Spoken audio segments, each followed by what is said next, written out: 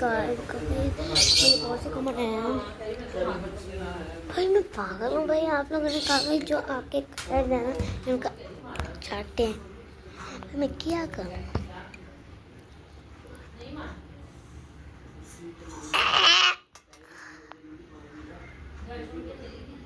पूरी दुआ पर कर रहा है ऐसे क्या कमेंट किया वहाँ।